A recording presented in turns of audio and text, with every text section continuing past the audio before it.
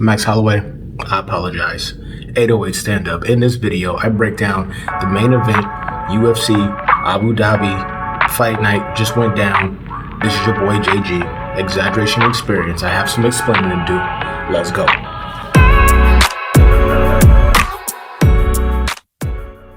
Welcome back to the channel, y'all. This is your boy JG, Exaggeration Experience, and get right into it right now.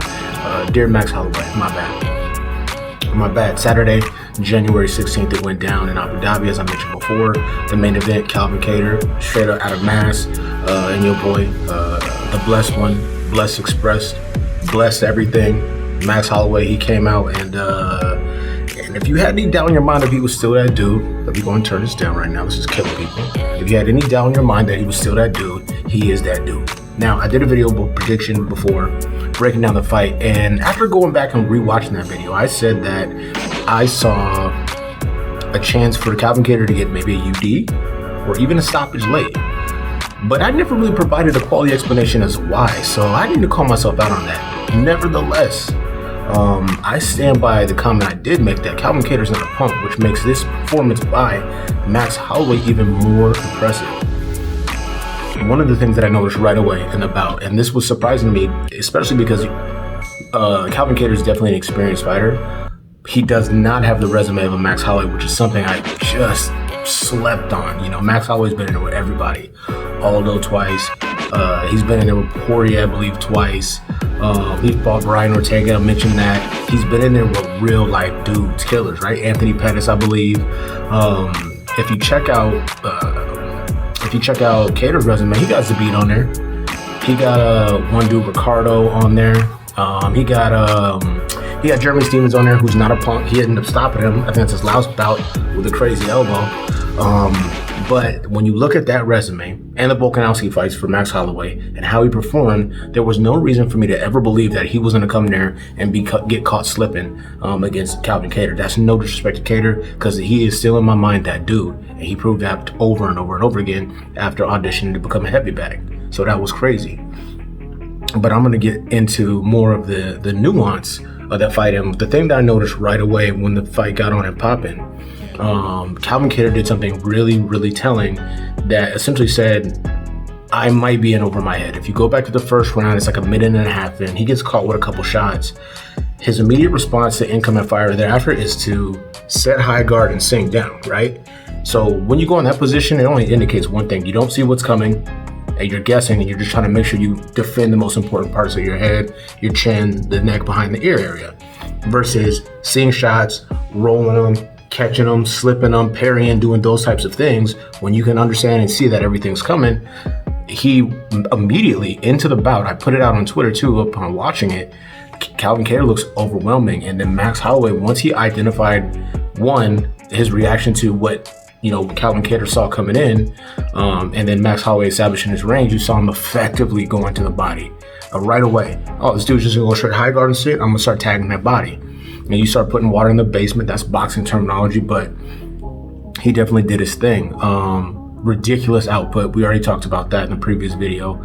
I just feel like Max Holloway really came in here and just snapped. He was like the Hawaiian Super Saiyan out here. This dude really, really came undone and put on a performance in which you've never seen before.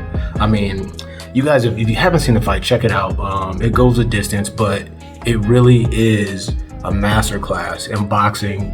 We're talking about angles, adding more variety as the fight goes on, as you understand your opponent is limited in areas. Like I said before, going to the body, showing angles. Just what?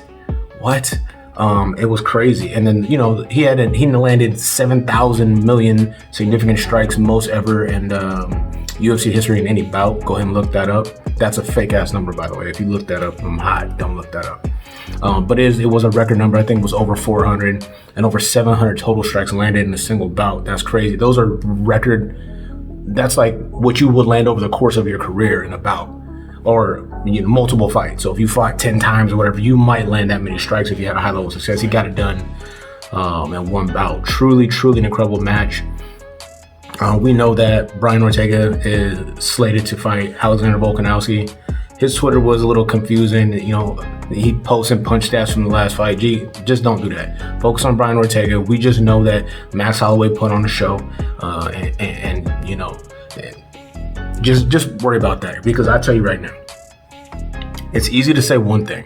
Well, that wouldn't be me. He'd land those shots on. Well, you didn't fight that Max Holloway, and quite honestly, with the resume that Max Holloway has, the runs that he's been on as a champion, the fact that he's 29 years old, it's highly likely, and it's seeming more likely, that he's just entering his prime. At 29 years of age, with that resume, with those win streaks, the fact that he's a former champion, and the fact that your 2 fights with him are disputed, if you're Volkanovski, that's a scary proposition at anybody at 145 pounds. It's a really scary proposition. Because how do you deal with that? Because he really showed versatility in his boxing. He said, I'm the best boxer. But I feel like it was definitely more than that. Definitely more than that. Because of the amount of versatility that he showed in that bout was absurd. It was absurd. With all that being said, shout out to my man, Calvin Kattar, you know, Boston, Mass. Definitely stand up. That fight could have been stopped multiple times. And from round 3, 4, and to 5, there was opportunity to stop that fight. I don't know if Herb Dean did a good job, or you know, I don't know what the hell happened there. But the UUP Twitter, they had the if he dies, he dies. They had that in there. I'm like, damn, because that's how I felt. There was a couple moments in there when Calvin Kattar was throwing heat off with his back on the cage, but Max Holloway just stepped back so cleanly, so beautifully. Just watched, measured, and just tried to decapitate this dude with elbows. So shout out to Calvin Kattar, because he has no punk in him. I mean, you never want to take that many shots or catch a beating like that, but he's cheesing and smiling throughout the whole fight. That's a different kind of dude. So shout out to him.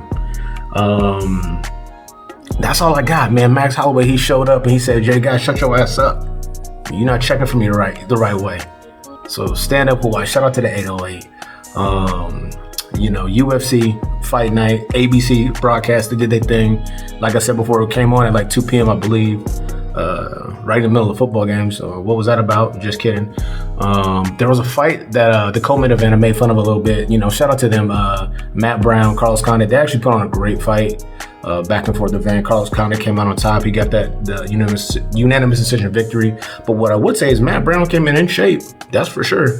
I think that Carlos Condit was probably a little bit more well-rounded than he was, a little more versatile than he anticipated. Well, that is it for this segment of the video, but I have a surprise for you guys.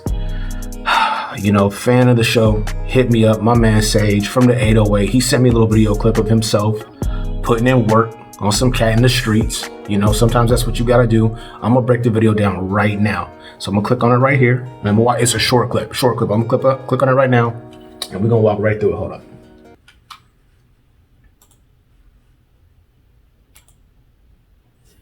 All right, here we go. Nice little right hand over the top of my man Sage. So now you got wild swing here, throwing heat rounds. Nobody really connecting.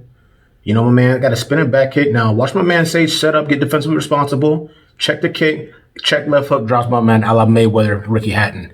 The check hook really got him folded up like laundry. He folded him like a love letter. He folded him like, man, what else can you fold? Like, he folded him like a laundry. He folded my man, he folded my man like a cardboard box. Shout out to the 808, like I said before. Hawaii send up. Shout out to my main man Sage. If you guys got any more clips you want me to break down, that was a quick one. I'll do a longer one. Holla at your boy, Exaggeration Experience. Let's go. 808, we in the building.